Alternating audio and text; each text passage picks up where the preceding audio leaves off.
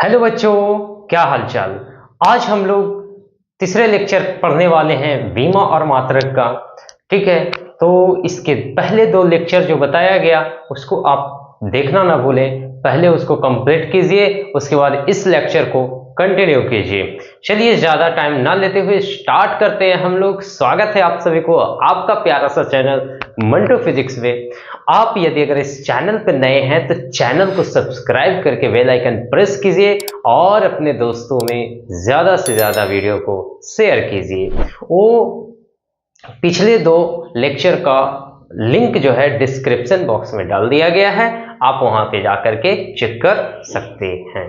ठीक है, चलिए आइए बच्चों हम लोग स्टार्ट करते हैं। जैसा कि लास्ट लेक्चर में हम लोग पढ़े थे मूल मात्रक के बारे में, मूल मात्रक के बारे में सारा डिटेल पढ़े थे। उस मूल मात्रक क्या होता है, उसका प्रकार क्या होता है, वो सारी चीज हम लोग देख चुके हैं। तो चलिए अब हम लोग दूसरे नंबर पे यानी कि मात्रक का दूसरा प्रकार जो है संपूरक मात्रक, इसको आज हम लोग पढ़ते हैं। संपूरक मात्रक, supplementary unit, supplementary unit. Supplementary unit क्या होता है बच्चों?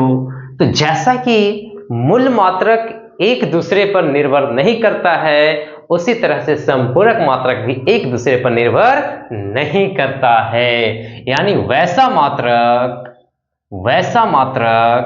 जो एक दूसरे मात्रक पर निर्भर नहीं करता है, उसे क्या कहते हैं बच्चों? संपूरक मात्रक कहते हैं। संपूरक मात्रक कहते हैं। कोई दिक्कत बच्चों? एज लाइक मूल मात्रक के तरह ही संपूरक मात्रक भी है। संपूरक मात्रक दो प्रकार के होते हैं भाई साहब। संपूरक मात्रक कितने प्रकार के? संपूरक मात्रक कितने प्रकार के बच्चों? दो प्रकार के। पहला जो प्रकार होता है उसको हम लोग बोलते हैं संपूरक मात्रक के दो प्रकार के, संपूरक मात्रक के प्रकार। ठीक है, हाँ। पहला जो होता है वो रेडियन होता है एंड दूसरा होता है स्टेरेडियन। रेडियन और स्टेरेडियन। रेडियन को RAD के द्वारा रिप्रेजेंट करते हैं, स्टेरेडियन को इस R के द्वारा। बच्चों समझ में आ रही हो? वीडियो को लाइक कीजिएगा, इसमें कमी नहीं करना है। ठीक है, क्या? रेडियन और स्टेरेडियन। रेडियन जो होता है समतल कोण का SI मात्रक, समतल कोण का मात्रक होता है, और स्टेरेडियन ठोस कोण का मात्रक होता है।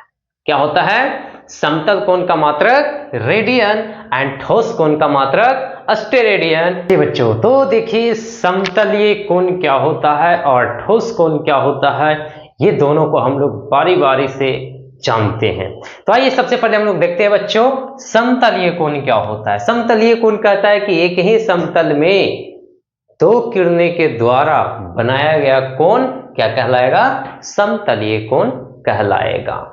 फॉर एग्जाम्पल कि देखिए एक समतल में, यह क्या है? एक समतल है। क्या है बच्चों? समतल है, और इसमें एक बिंदु से निकला दो किरण, एक बिंदु से निकला दो किरण के द्वारा यह वाला जो कोण बनता है, इस कोण को हम लोग बोलते हैं समतलीय कोण, और इसे हम लोग थीटा के द्वारा निरूपित करते हैं। ठीक है, जैसे एक वृत्त है, एक क्या है बच्चों?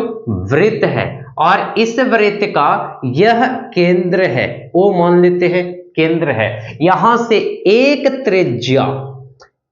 त्रिज्या यहां से R लिया गया, दूसरा यहां से r लिया गया, जबकि यहां देखा गया दो त्रिज्या के बीच जो कोण बन रहा है ये त्रिज्या समतलीय कोण कहलाता है बच्चों। यह कोण क्या कहलाता है? समतलीय कोण। और ये वाला जो पार्ट है बच्चों, इस वाले पार्ट को हम लोग बोलते हैं चाप, और यह वाला क्या हो गया? त्रिज्या। इसमें यदि अगर हम लोग ये बना दे फिगर में, तो ये वाला क्या कहलाया बच्चों? चाप यानी आर्क। और यह वाला क्या, यहां से यहां तक की दूरी क्या कहलाया बच्चों? त्रिज्या। ठीक है। समतलीय कोण को किसके द्वारा रिप्रेजेंट किए? तो थीटा के द्वारा रिप्रेजेंट किए बच्चों, कि एक बिंदु से दो किरणें के बीच जो कोण बनती है कहां? समतल में, उसे हम लोग क्या कहते हैं? समतलीय कोण कहते हैं। एक किरण यह हो गई और दूसरा किरण यह हो गई, इन दोनों किरणें के बीच जो कोण बन रही है जैसे समतलीय कोण। समतलीय कोण थीटा बराबर जो फार्मूला होता है बच्चों, समतलीय कोण थीटा के द्वारा रिप्रेजेंट करते हैं, और थीटा बराबर जो फार्मूला होता है वो क्या होता है बच्चों? चाप बटा त्रिज्या। चाप बटा में क्या होता है? त्रिज्या। क्लियर है बच्चों? यानी बोले तो थीटा बराबर आर्क बाई रेडियस, इस तरह से भी लिख सकते हैं। अगर देखा जाए तो मात्रक, किसका मात्रक बच्चों? समतलीय कोण का। तो समतलीय कोण का मात्रक अभी अभी हम लोग जाने, वो क्या होता है? रेडियन। क्या होता है बच्चों? रेडियन। क्लियर है? समतलीय कोण में कोई दिक्कत बच्चों? आई होप कि कोई दिक्कत होने नहीं चाहिए। आगे हम लोग बढ़ते हैं ठोस कोण की तरफ। ठोस कोण कहता है किसी बिंदु पर किसी सतह के द्वारा, किसी बिंदु पर किसी सतह के द्वारा निर्मित त्रिविमीय। ठीक है। अब त्रिविमीय का मतलब क्या है? जैसे यह एक सतह है, यह एक क्या है बच्चों? सतह है, और इस सतह के द्वारा एक कोण बनाते हैं। देखिए बच्चों, इस तरह से एक कोण बनाते हैं। आप देख सकते हैं ये, जिसमें आप क्या करते हैं? मूंगफली खाते हैं, है ना? इस तरह से बना करके। ठीक है बच्चों।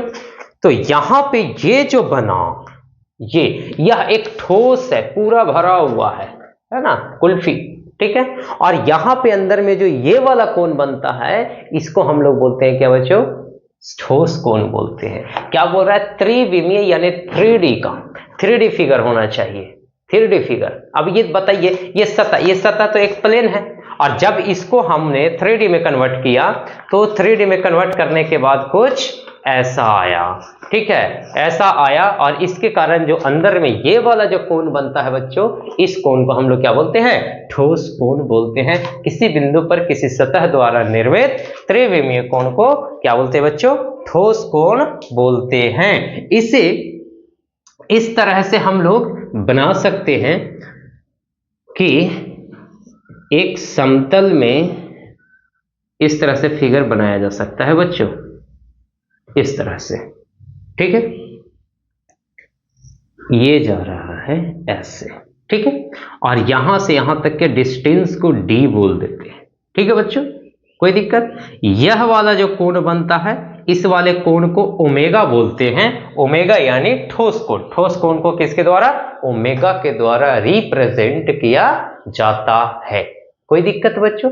आई होप कि कोई दिक्कत होने नहीं चाहिए।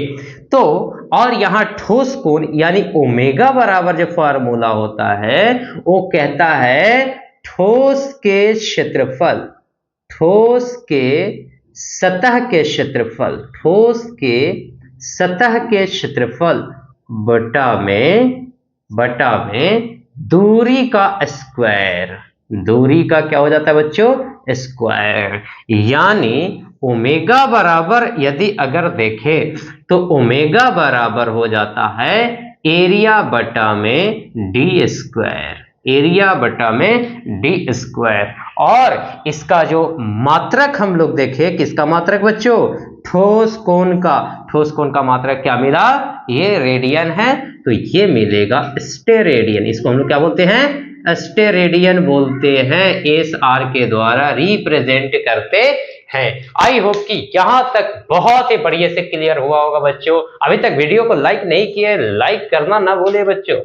लाइक आप एक लाइक करेंगे, हम और भी बेहतर बेहतर कंटेंट आपको ला करके देंगे। ठीक है बच्चों, तो जल्दी जल्दी से वीडियो को लाइक करके और जितना ज्यादा शेयर करो ना भाई, समझे। चलिए आगे हम लोग बढ़ते हैं। Last but not the least, व्युत्पन्न मात्रक।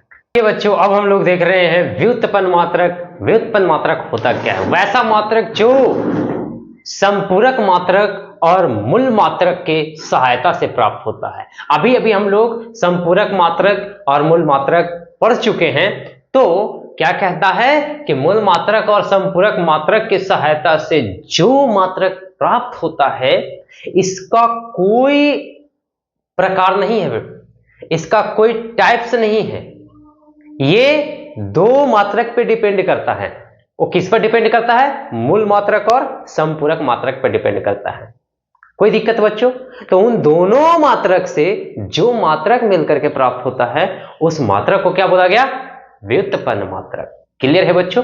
जैसे फॉर एग्जाम्पल समझिएगा, एग्जाम्पल जैसे बोले कि चाल का मात्रक, चाल का मात्रक। अब यह चाल का मात्रक मीटर प्रति सेकंड होता है, मीटर पर सेकंड होता है। ये कहां से आया? मूल मात्रक से आया। कहां से आया बच्चों? मूल मात्रक से आया। वेग का मात्रक, वेग का मात्रक। अब वेग का मात्रक क्या होता है? मीटर पर सेकंड होता है। कहां से आया बच्चों? मूल मात्रक से आया। जबकि अगर बोले हम कि कोणीय वेग का मात्रक क्या होता है? कोणीय वेग का मात्रक।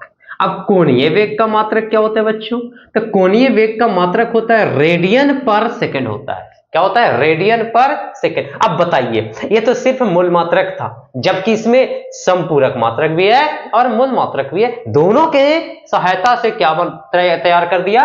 व्युत्पन्न मात्रक तैयार कर दिए। त्वरण, त्वरण का मात्रक बच्चों, तो त्वरण का मात्रक होता है मीटर पर सेकंड स्क्वायर। जबकि अगर कोणीय त्वरण की बात करें, किसकी बातें करें? कोणीय त्वरण के मात्रक की बातें करें, तो कोणीय त्वरण का मात्रक हो जाता है बच्चों रेडियन पर सेकंड स्क्वायर हो जाता है। यानी इसमें क्या है? संपूरक मात्रक भी है और मूल मात्रक भी है, और दोनों को मिलने से क्या बन गया? व्युत्पन्न मात्रक बन गया। आई होप कि यहां तक आपको बहुत ही बढ़िया से समझ में आया होगा बच्चों। यदि अगर आपको वीडियो अच्छा लगा हो तो ज्यादा से ज्यादा वीडियो को शेयर कीजिएगा, लाइक कीजिए, सब्सक्राइब कीजिए और फिर पढ़ाई करते रहिए। फिर मिलते हैं हम लोग नेक्स्ट लेक्चर में। तब तक के लिए पढ़ाई करते रहिए, मस्त रहिए, स्वस्थ रहिए, तंदुरुस्त रहिए। Thank you so much.